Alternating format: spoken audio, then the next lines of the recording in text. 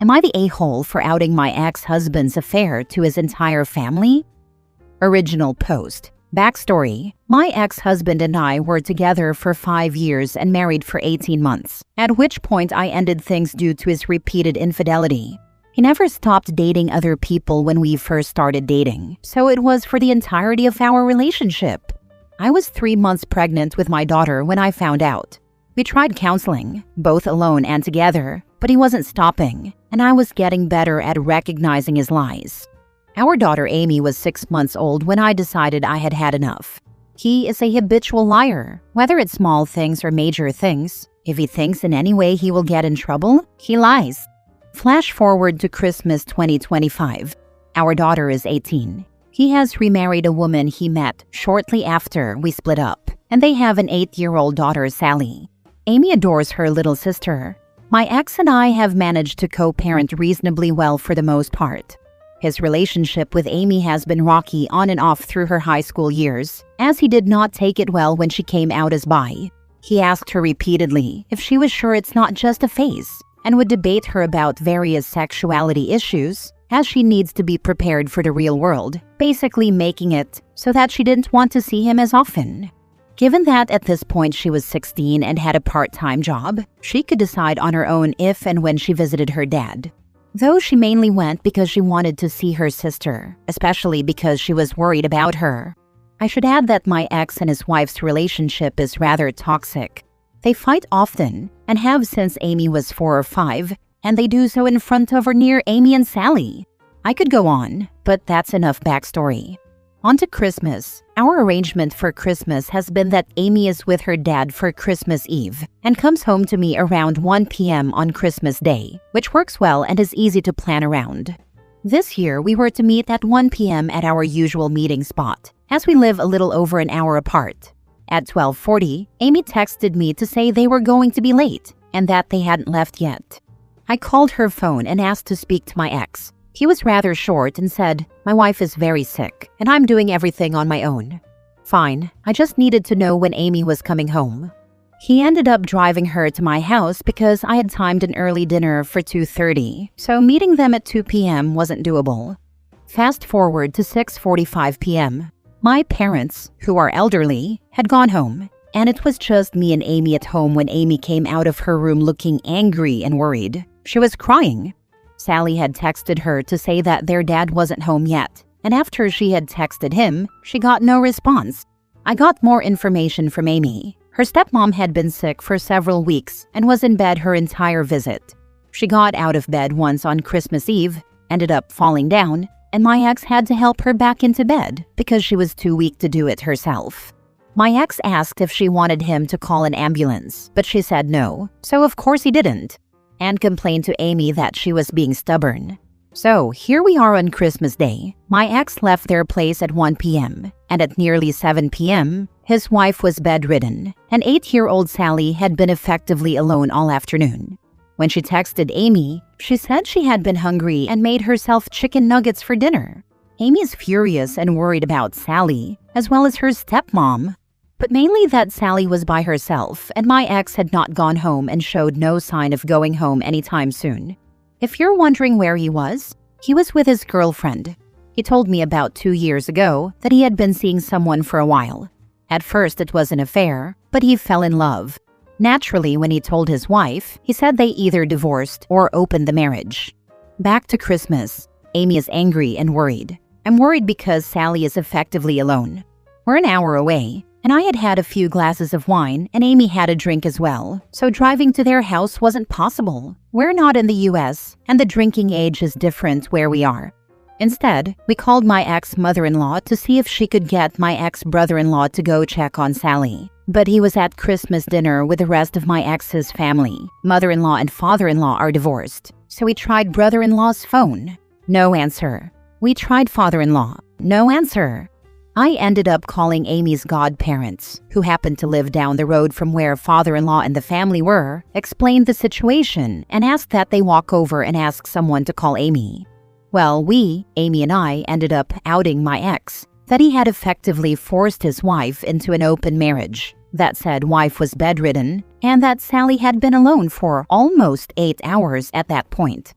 I will admit that I was kind of blunt. X left at 1 p.m., dropped Amy off at 2, and instead of going home, he is with his mistress. His wife is bedridden and Sally, their granddaughter/niece, is alone, and someone has to go check on them. It took father-in-law calling my ex for him to respond. Meanwhile, Amy had been texting and calling her dad, who sent her to voicemail multiple times. He finally called and said that he was heading home and to stop worrying. But Amy wouldn't let him off easy and asked where he had been. He tried to deflect, but she wouldn't let it go. All he ended up saying was that he was going home and everything was fine. Fine being that his wife ended up hospitalized for nearly a week with pneumonia, and he sent Sally to stay with family on his wife's side for a few days. Personally, I know my daughter is not an a-hole for how she reacted, for worrying about her sister, telling family everything, and not letting him avoid accountability. But I may be, since I didn't have to be so blunt with my ex-in-laws and for my part in airing his business. But his business put a child in danger. A child my daughter loves more than anything, and hurt both his daughters on Christmas Day, so I stand by it. Now for the top comments before reading the update. The only mistake you made was not telling people about his infidelity when you originally divorced him.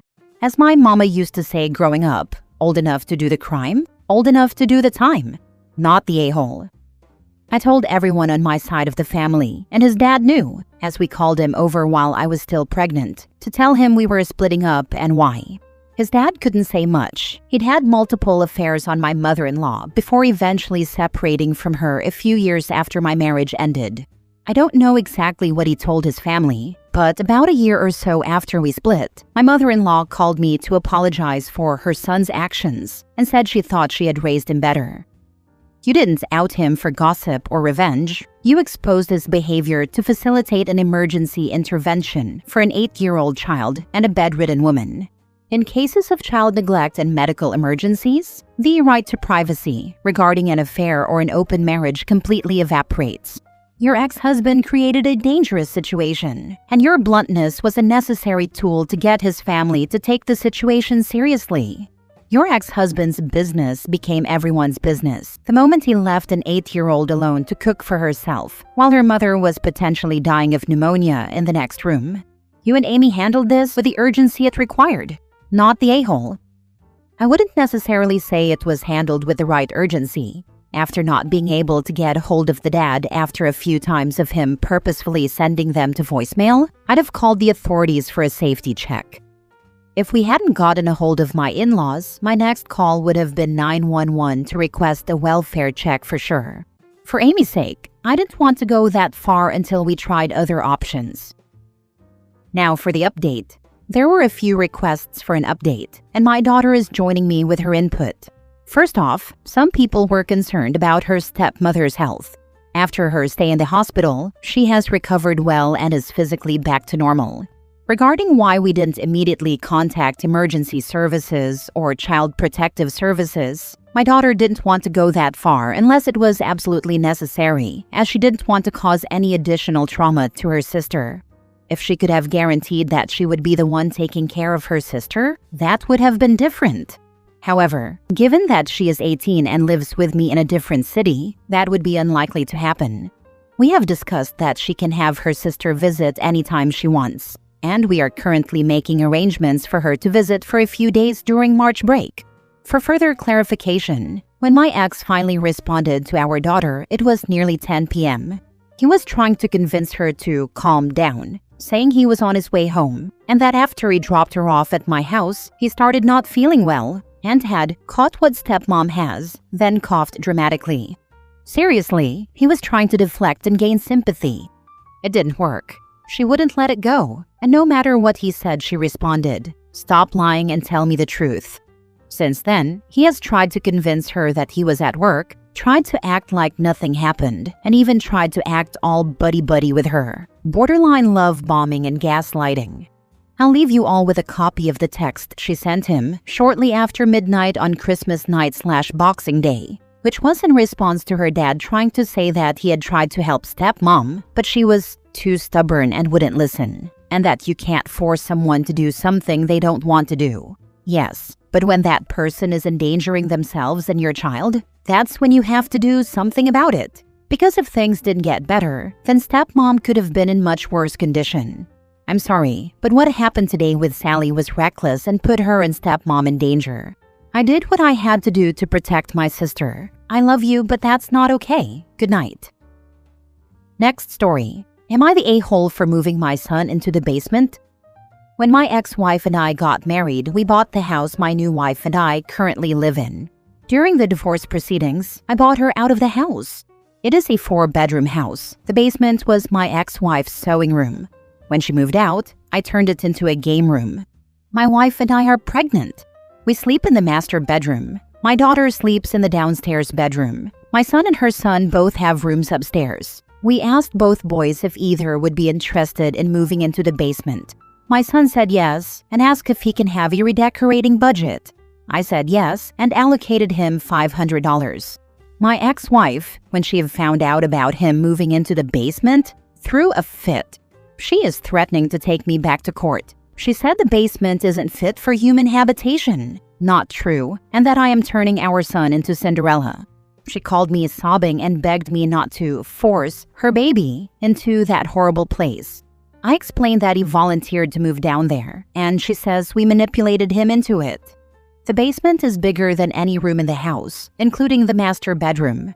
Our plan for if neither boy wanted to move into the basement was to move in ourselves. It is colder than the rest of the house, but my son is always complaining that he is hot in the summer and wanting to crank the AC. Also, we would buy a space heater if he wanted one. Keep in mind, we're talking a few degrees colder. I think my ex is being ridiculous, and her threats of court are not grounded in reality. However, it's not about her. It's about the kids. Is it an a-hole move to ask someone to volunteer to move into the basement? It's no worse than any other room in the house, except the windows are high up and the temperature is slightly lower. Does the basement have the proper windows for exit during an emergency? Is it moldy? Proper ventilation? If everything is fine, then move him. If not, no one should have a bedroom in the basement. It has multiple exits. It's the game room right now, and none of the furniture or board game boxes have taken any moisture damage. Nor did my ex's sewing stuff when it was here. If he's a teen, he's likely ecstatic he gets a whole floor to himself like his own apartment. He's almost a teen, and I thought the same thing.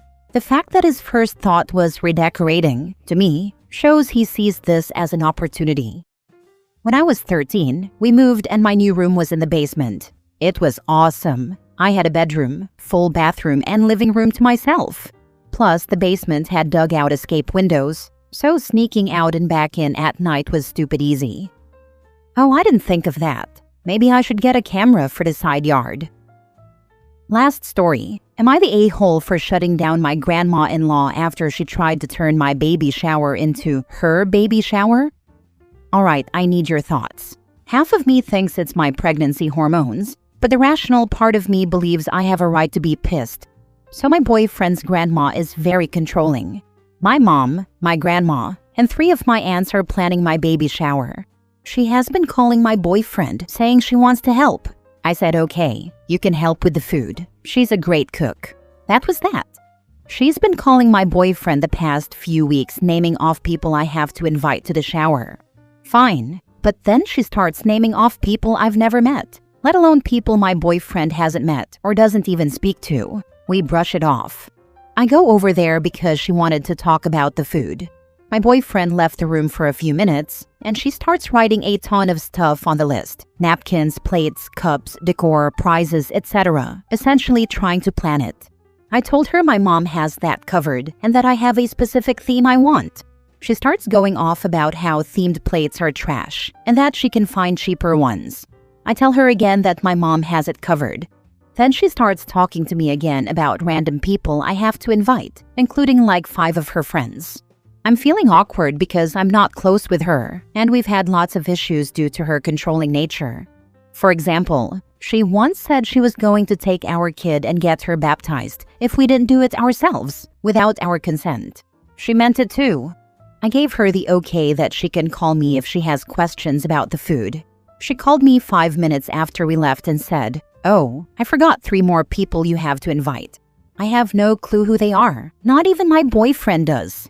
My boyfriend grabbed the phone and said, This is her baby shower. You are a guest. She already feels like she has no say in the shower, and you are not being helpful. You cannot just invite 10+ people to her shower after she compromised on a few already just to keep the peace. She kept talking about more gifts, but I wanted an intimate shower to begin with, and it's already exploded into tons of people because of her. I don't care about more gifts. We have mostly everything we need. I just wanted a cute little shower with our close family and friends, as I hate being the center of attention. Having random people I don't know staring at me while I open presents stresses me out.